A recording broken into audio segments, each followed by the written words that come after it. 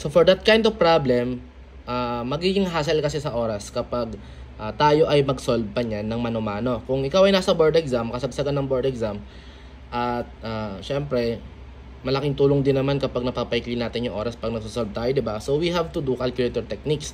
So itong gamit kong calcu ngayon guys is F789 SGA ng ating Canon.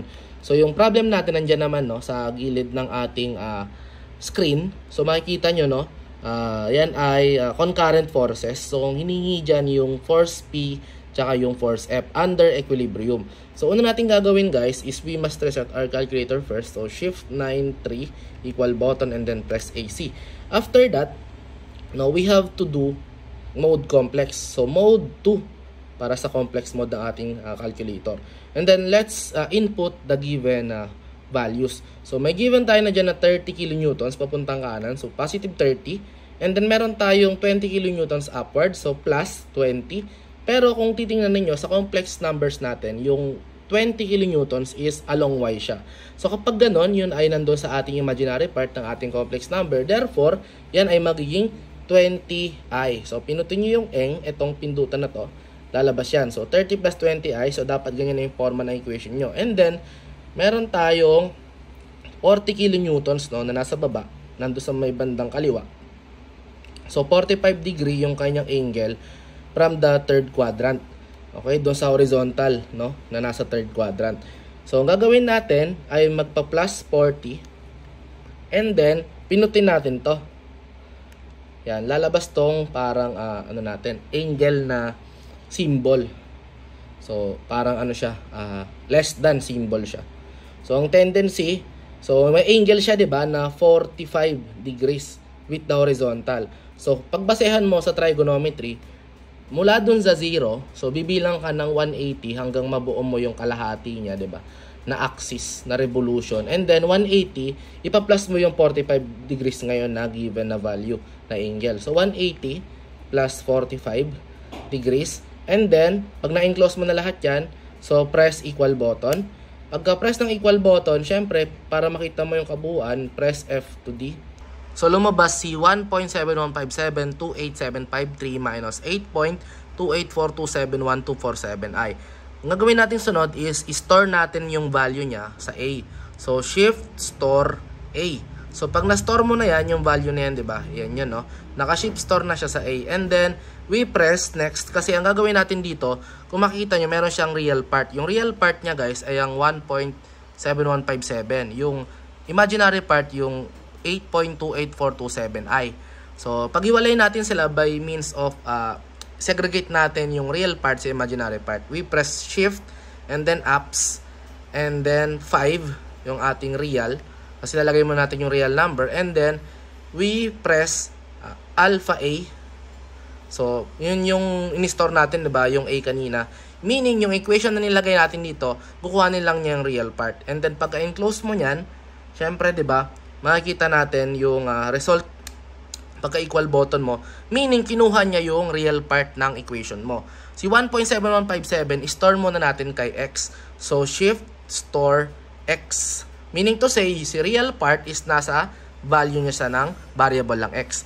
And then, next natin gagawin is, di ba, meron tayong kaninang value nung ating equation, no?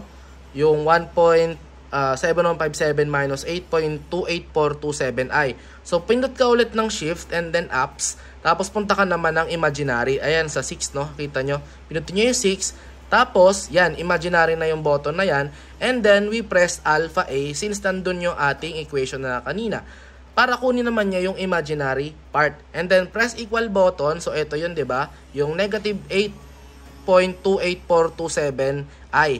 So, next mo gagawin is shift store mo naman siya papuntang Y. So, shift store Y. So, naka-install na yung value niya sa ating imaginary part. Therefore, meron ka ng value ng X and Y mo. So, next mo gagawin is input mo na yung mode 5. So, mode equation and then 2 unknowns.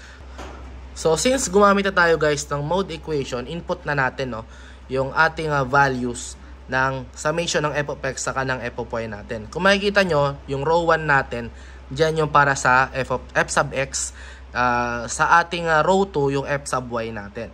So, yung para naman doon sa ating P, tsaka yung ating F. So, doon sa part ng P natin, makita nyo, meron tayong 30 degrees, no? So, nasa negative side siya. So, input natin si negative cosine 30 para sa P. Okay, along X. So, yan, lumabas na. In-input ko na and then in-equal button ko lang. Tapos, dito naman yung cursor natin, dito na sa B. Dito naman sa part na to, yung X component ng ating force F. So, nakita nyo, meron siyang 60 degrees doon sa horizontal. So, siya ay magiging cosine 60. And then, we press equal button for that.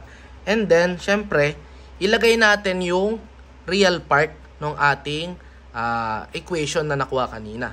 So, nandun lang siya guys sa X, no? Ito siya. So, lagay natin. So, syempre, pag ganyan, ilalagay mo siya sa mode 5.1, dapat naka-negative yung value ng X mo. So, para mamaya, pag nakuha natin, accurate yung value. So, negative alpha X. And then, we press equal button for that. And then, doon naman tayo sa summation ng F sub Y natin. Lahat ng Y component ng forces natin na involved. So, meron tayong 30. Okay? 30 degrees. So, sin 30 para sa ating P. So, sin 30.